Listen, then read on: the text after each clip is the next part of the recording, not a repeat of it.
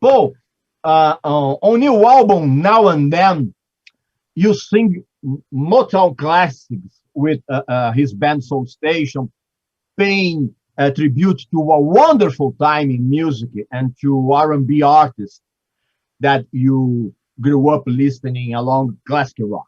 You choose early 70 hits, 60s and 70 hits, amazing gems. And I would like to quote so that everyone who is watching this interview here, not only your album, but also the original songs.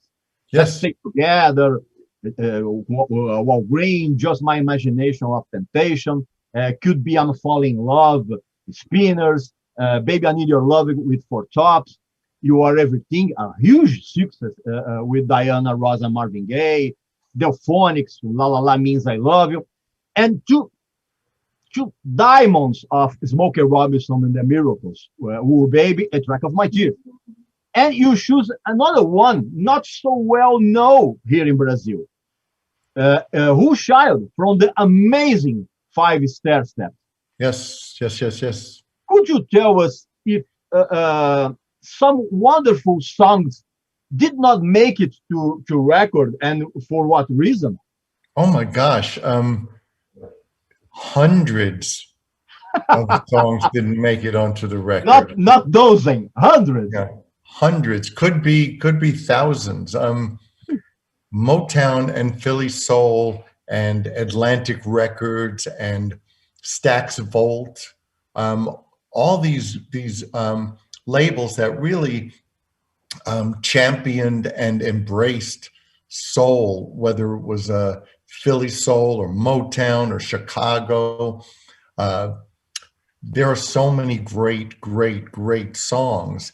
And when we play live, it's always interesting because as soon as a song starts, people go, oh, because they forgot that one, or it brings back certain memories for them.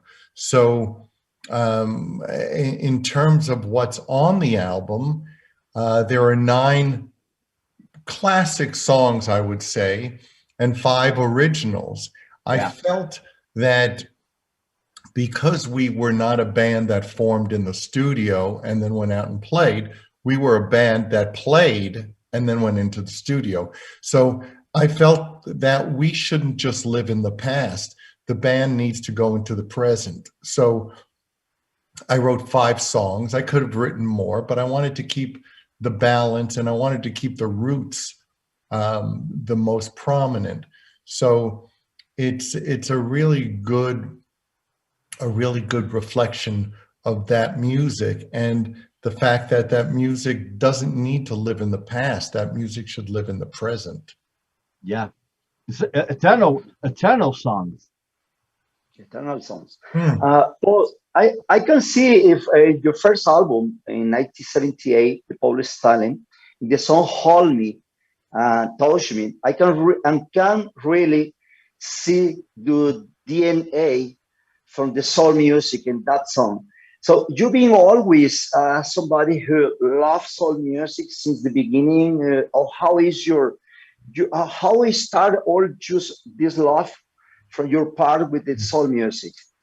Well, I was lucky when I was a boy. I saw Otis Redding in concert. Wow. Solomon Burke. I was very, very moved and aware of that music. Smokey and the Miracles doing Ooh Baby Baby, or You Really Got a Hold on Me. I love that music because it wasn't perfect. It was passionate, and passion doesn't need perfection. Perfection can get in the way. A lot of music today, as good as it is perfect. It's perfect because it's done with computers. The music back then was done with human beings, flesh and blood, playing instruments, and not always perfectly. If you listen to some of those original records, part of what makes them so great is a guitar may be a little out of tune, The horns may not be perfect. And that also goes for, listen to Led Zeppelin, listen to the first and second album. It's all kinds of mistakes on there, but that's what made it amazing, was that it was not going to sacrifice emotion to get something perfect. So I think all the greatest music takes risks and doesn't try to be perfect. When we were recording Soul Station, we would record a song and listen back and go, okay, that's it, you know. Well, this part could have been, it doesn't matter. It doesn't matter. Did it feel good? Not does it look good on a computer screen, does it feel good? And so I think the album is full of feeling good and human beings playing instruments. Right. We all remember the James Jamerson's best line. Amazing. It was incredible. Paul, the album includes new songs. I Do, which reminds me a classic Philly R&B with that Spinners vibe. Yeah. Save Me From You, which I realized that you love Temptations and Four Tops. Yeah. An amazing duet with Crystal Starr in Whenever You're Ready, and the beautiful Lorelei and IOI. What was the starting point of the challenge in writing songs with this Motown Philly vibe? Did they start with the basis of harmonies, or isolated melodic ideas, or did everything come at once?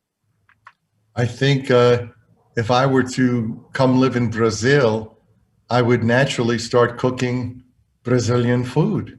And if I'm living in Soul Station, spending my time with all the members and having fun, or being in the studio, or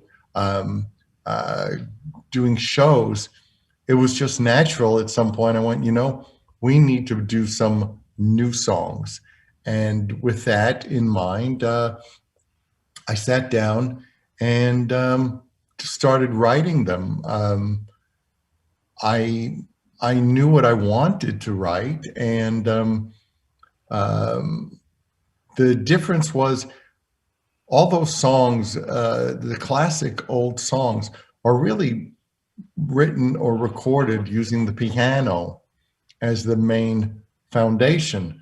So I wrote on guitar, but I thought, okay, think piano, because these songs are going to get changed in terms of the piano will become the personality.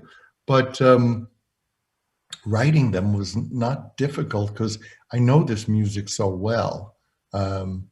It wasn't a matter of, oh, let me try to copy this kind of music. It was more, let me write more of this kind of music. That's all.